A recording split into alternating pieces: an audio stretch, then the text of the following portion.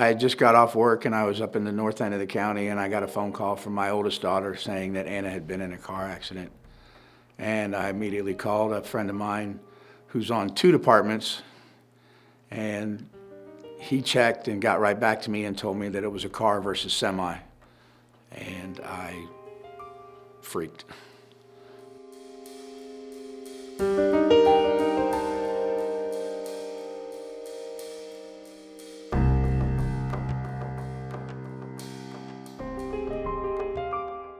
Well, I mean, it was kind of like any other day here at the fire station. I was working that day. We normally work shifts from 8 to 4. And then the tones went off for an auto accident. Fortunately, there were 4 of us here, so we got in the truck and we were following the medic immediately. She was headed to work, driving down 61, and there was a guy driving a truck who was lost and trying to find his way back to the truck stop. And he turned left into Anna.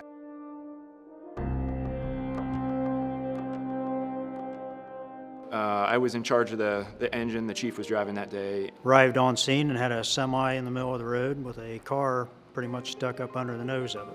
At that point, we could tell pulling up that we were going to have to use the tools to get her out. It was very obvious when we pulled up that somebody was hurt. And lots of things were going through my head. What kind of entrapment do we have? What sort of extrication needs are we going to have?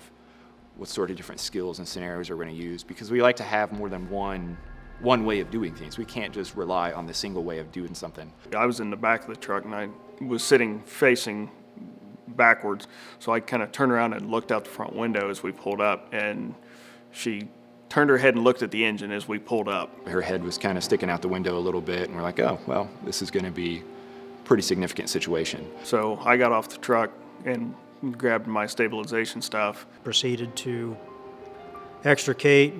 Captain Benjamin showed up shortly thereafter.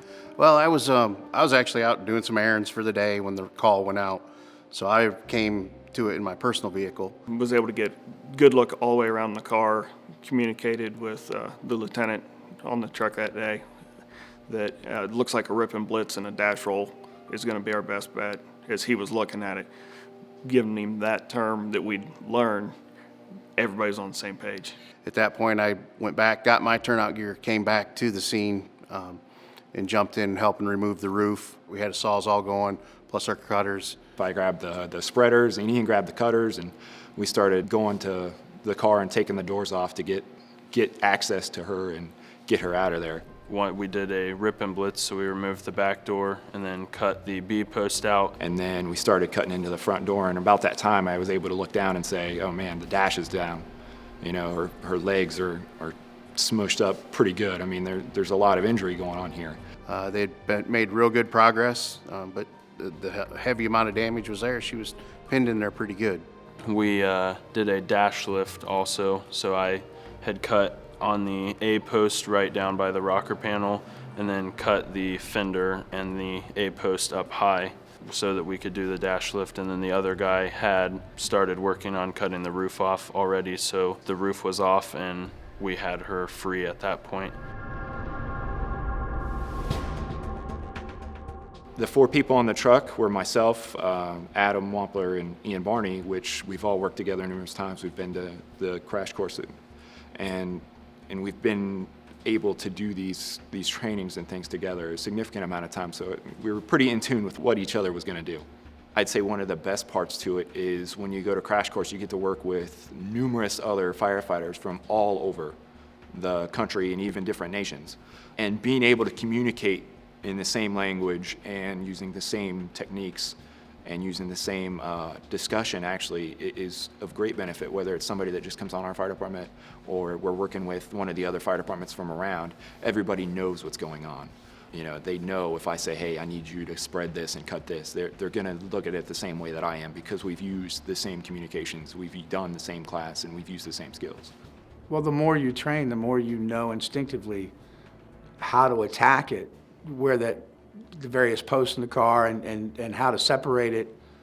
I'm pretty sure they did a rip and blitz on it, and that's a technique that's very fast and very efficient, but you have to know where to cut and where to pinch, and if you don't and you have to hunt around, it wastes precious time. Everybody knew what the plan was, what steps needed to be taken to get that job done quickly and efficiently. And that is directly from the training.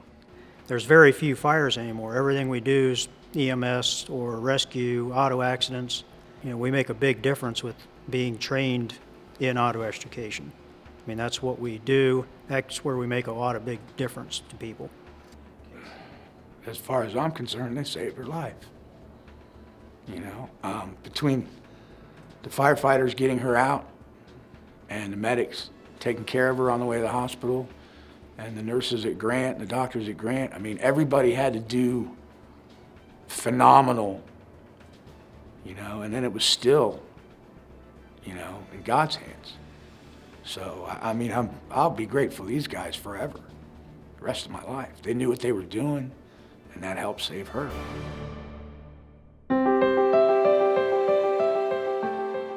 I would say that I am pretty fortunate because I know that there's been people who've been in similar accidents that didn't have such as great of an outcome as I have.